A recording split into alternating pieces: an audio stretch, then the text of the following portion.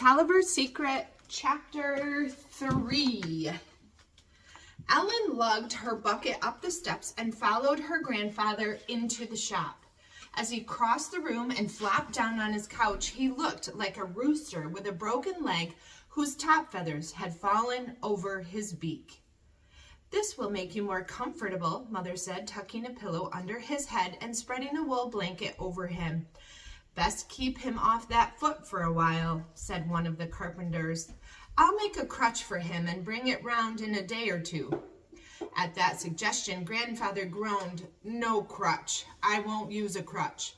I'll get well before you can make it." He pushed his wig off his head and ran his fingers through his short reddish hair. "Today of all days," he said.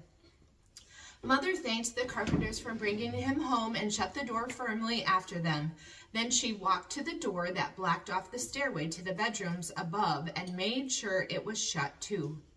"Now don't excite yourself, Father," she whispered. "I know you'll think of something." "But they leave at 11, cried Grandfather. "Shh, just stay calm." Ellen wondered what was going on as she got on an earthen pot from the cupboard. Grandfather seemed so worried, and there was the strange loaf of bread with the snuff box baked inside of it. She poured half the water from the bucket into the pot and brought it to her grandfather's couch. She watched him pull off his shoe and white stocking and wince as his foot hit the cold water.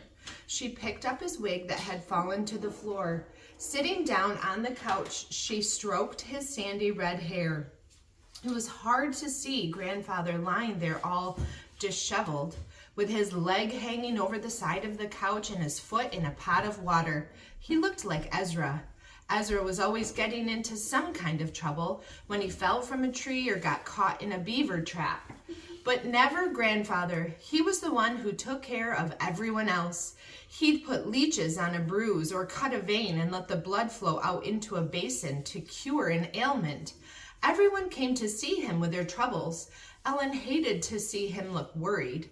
The freckles stood out on his anxious face as clearly as spots of rust. "Would you like some hot porridge, Grandfather?" she asked. "No, thank you, Ellen," said Grandfather without opening his eyes. "What time is it?" Ellen looked up at the little square clock. "It's only 8 o'clock. Would you like some tea?" she asked eagerly. "I could take a few of the officers' tea leaves from the tea caddy." "No," Grandfather said again as he pulled his foot from the water and held it up to look at it. With a groan, he let it fall back on the couch. There was no doubt about it. The ankle was even bigger than when he first came home. If it were someone else's ankle, Grandfather would put on leeches to take out that swelling, Ellen thought. Now she knew what she had to do. She'd put the leeches on his ankle for him. She'd take the tongs and put those slimy leeches on his ankle, watching them slither around until they got a grip on the skin. Then she'd have to see them swell up while they sucked out the blood. She shuddered at the thought, but she'd do anything to help Grandfather get better. Though it made her sick to think of it, she stood up and looked at the green glass jar on the counter. Once again, it seemed to her that the painted faces of the wig gentlemen were smirking at her beneath their big white wigs. "Pox on you," she said to them, although they really hadn't laughed at her. "I can make myself do it." Gingerly, she picked up the jar with both hands and turned to Grandfather, who lay with his eyes closed. "Look, Grandfather," she whispered, "I can help you. Take your foot out of the water and I'll put some leeches on it." Grandfather opened his eyes and smiled at her weakly. "Thank you, Ellie," he murmured, "but it isn't time for the leeches yet. Later, when it's black and blue." He patted her waist. "That was kind of you." She put the jar back on the counter and hastily wiped her hands on her skirt. She saw how really tired Grandfather was and drew the curtains across the 2 front windows to shut out the noises of the street. Since that made the room dark, she gathered pine knots from a basket to start a fire in the small fireplace. Perhaps Grandfather would feel more cheerful when he could look at a bright fire across the room. As she sat down in the chair by the fire to eat the porridge her mother brought her, Ellen could see that Grandfather had dozed off with his arms across his face. He lay so still and quiet that the ticking of the clock sounded very loud in the room. In the street, she could hear the creaking of an old ox cart and then the quick jingling bells of a sleigh. But inside, there was only silence. Suddenly, Grandfather cleared his throat and called out crossly, "Where's that boy Ezra? Didn't he come back to New York with you?" With her spoon halfway to her mouth, Ellen turned and stared at him. Had he forgotten about Ezra? He must be out of his head. "Ezra didn't come back with us," Ellen reminded him. "He marched away with General Washington's army last fall. Don't you remember?" Grandfather clapped his hands to his head. "My brains are addled. Must be from the fall on the ice." When at last Mother pulled the brown loaves from the oven, the whole house was filled with the smell of fresh baked bread. She brought the round loaf to show Grandfather what a fine, strong crust it had. To Ellen's surprise, Grandfather groaned again when he saw it. "Put it there on the shelf," he said. "But what's to be done now?" Ellen heard him whisper, "This message must get there tomorrow." "Couldn't your friend the cobbler take it for you?" Mother asked. "He went last week and they were suspicious of him." Ellen could see her mother's nervous hands playing with the scissors and the razors on the little table between the two chairs. Maybe I could take it for you, Father," she said softly. "I could dress up as a man." "You'd fool no one but an idiot, Abby. You'd never get home again." Grandfather's fingers played up and down the row of brass buttons on his vest. "A barber is welcome anywhere. That's how I went through their lines before, with my shaving kit and my jar of leeches." So Grandfather must be some kind of spy, Ellen thought with alarm. There must be a message in that loaf of bread, and he must have planned to take it through the enemy lines today. He had said something about leaving at 11. As she sat there, Ellen had the feeling that her grandfather was staring at her. She could almost feel his eyes go through her. "Ellen could take it for me," he said with decision. Ellen could not believe she had heard her grandfather correctly. He couldn't mean that he'd send her through enemy lines as a spy. Mother sank down on one of the barber chairs by the counter and stared at him in startled surprise. A little girl to do a man's work? "She's 10, isn't she? Almost 11. She's old enough." "But Father," Mother cried.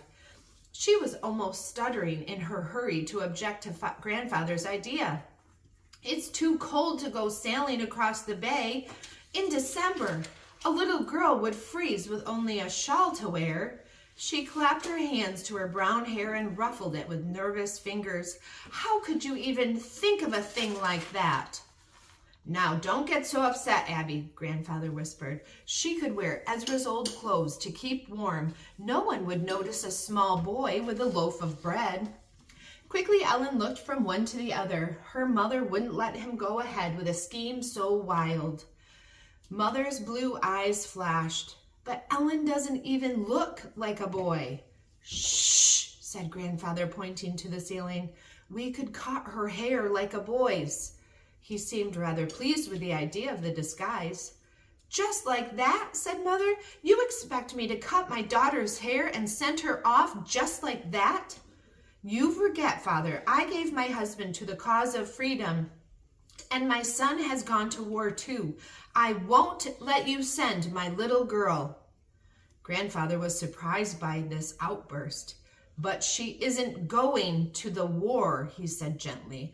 "All she has to do is cross over to Elizabethtown on an oysterman's boat and hand the loaf of bread to my friend Shannon and come home again."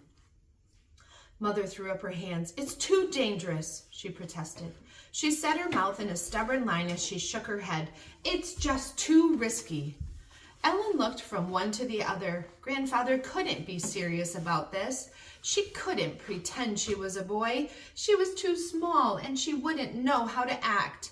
Maybe someone like Dicey could do it, but Grandfather was looking right at her. "I couldn't do it, Grandfather," she stammered. "Why, I don't even know where Elizabethtown is, and I don't know Mr. Shannon. How could I find a man I don't know?" In her fright, she was tripping over her words. How could I go on an oysterman's boat all by myself? Leaning on his elbow, Grandfather beckoned her to his couch. Look, Ellen Toliver, he said quietly, I wouldn't send you off to do something that was dangerous. I love you too much for that. Now, it might take courage for you to sail across the bay, but it isn't dangerous. But I'd be too scared to do a thing like that by myself, Ellen protested. You know how scared I get. I just can't do the hard things that you tell me to do. You think I'm like Ezra, but I'm not, Grandfather. I can't even stand up to Dicey. She hated to tell him that she had run away from Dicey again in spite of all he had told her this morning. She kept her head down so he couldn't see her eyes. I don't have courage like other people. Ezra says I don't even have any at all.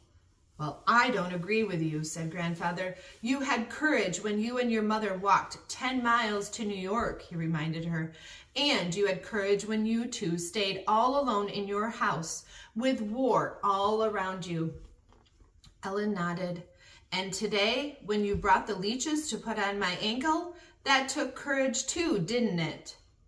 Well, yes, thought Ellen, that did take courage, but it wasn't the same as going across the bay all alone to a place she'd never been.